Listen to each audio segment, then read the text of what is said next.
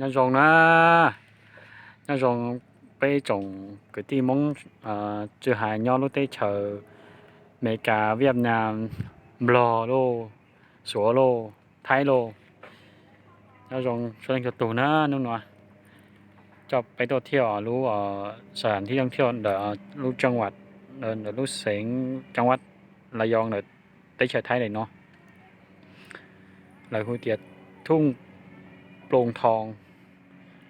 ระยองฮิโอเคไปเนอะเดี๋ยวจะป้อนเนี่ยเทียมมีหยวตัวเอาซื้อนู่นเนาะ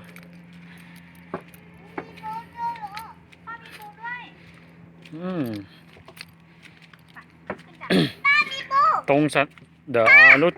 สถานที่เดี๋ยวนอนนี่เป็นสถานที่แบบต้นป่าเขาเรียกว่าป่ากงกลางเหรอป่ากงกลางมายอ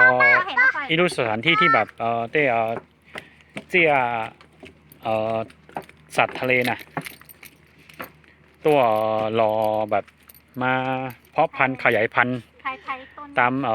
ป่าชะเลนะเพราะว่านี่แบบปลอดภัยนะฮะจะให้ปูโลชัวโลเจโลโชจ่าโชยาเห่าทะเลส่วนมากคือหล่อวางไข่ที่หล่อเพาะพันธุ์ขยายพันธุ์ป่าชายเลนเหรอแต่สิโนอย่างรู้สึกหอยรู้ใจคือน้ำลงนะน้ำลงไอ้จิโมเดเหรอเดี๋ยวถ้าน้ำขึ้นนี่คือจะขึ้นมาเกือบเต็มสะพานนี่เลยนะถ้าเวลาที่น้ำขึ้นนะไปสุดปลาเชียหมูให้ลงจานนะกูจะเคยตัวไหนเนาะกูตัวเป็นครั้งแรกนะให้ลองใช้หมูอีเจเนาะกูจะเคยตัวเทียอืม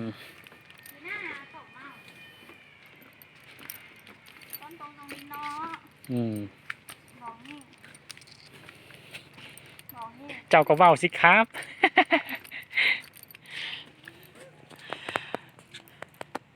เอ๊ะเนี่ยเราก็มั่วมั่วในเชนเนอร์จอดงมาจงนอหอนี่ลำต้นเนี่ยขึ้นมาเนี่ยลงมาเดะจอดลากในนี่แทงอ่ะขึ้นแทงไปชิเดชาเจนี่แบบเป็นที่หลบภัยสำหรับเตะสัตว์ตัวเล็กเหรอเตะสัตว์ตัวเล็กอ่ะที่ว่าสาเหตุว่าทำไมเตะสัตว์แล้วเหนี่ยรอวางไข่เหนี่ยรอพ่อพันธุ์เพราะว่านี่ปลอดภัยนะโอจัวเตะสัตว์ใหญ่ๆหรือนอเตะสัตว์เล็กไม่ได้เตะสัตว์เล็กที่เลยอาศัยมาเพาะพันธุ์ตามแหล่งป่าชายเลนเหรอ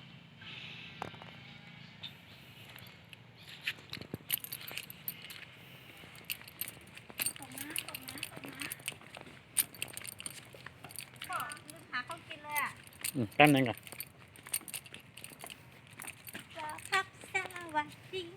ว้าวครับสวัสดีครับผมชื่อยินดีไม่มีปัญหาไปอะไรปูไหมนู่นน่ะตัวเล็กนู่นน่ะตูจะจืมีไก่หัวอ้อตูท่ะว้าวตัวเล็กมากมองไม่เห็นไม่เห็นเพราะว่าตัวยังไม่มีตัวนู้นมีอ่ะ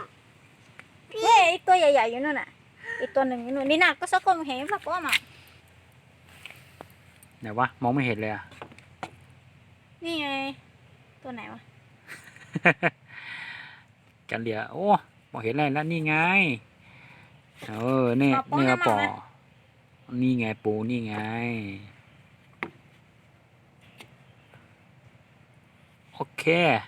ไอ้หนูเพมุกผมหัวเปล่ามีเดินไปเลยเดินไปนิดนึงลูกครับจ้าวัน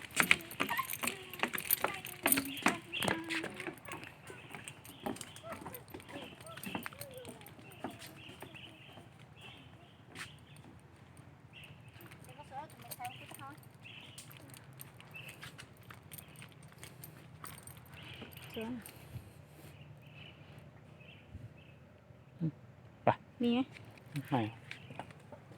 มีปูเยอะเลยเนาะนี่ตัวนึงก็อยู่ข้างล่างตัวใหญ่อยู่ว้าเกือบจะเหยียบขี้แล้วไงนี่หมาพาหมามาด้วยเหรอเนี่ยเป็นเหยียบขี้นะอัน เกือบเหยียบขี้โอ้โจต้นเล็กๆก็มีอยู่เนาะมันจะไม่ทำ มันแตกหนอกตามลาดอะลาดขึ้นมาโอ้ยอุตส่าห์เจียอ้าวความจำเต็มละอุตส่าห์เจียบรรยากาศน่ะถ้าอุถ่ายได้ซื้อเจนมันแบบบรรยากาศดูได้ไม่ค่อยเต็มร้อยเนาะวิวอะธรรมชาติตัวยอป้นจากระยองเคยตัวเที่ยวธรรมชาติระยองนอมาครั้งแรกโอโจอยู่แบบคิดถึงบ้านเลยอะรอเจ๊ปูไปจงไม่ถามว่ายาวยอปูไปเตะจงทำให้หายคิดถึงได้นิดนึงไว้เดี๋ยวปีใหม่นี้ค่อยกลับบ้านนะ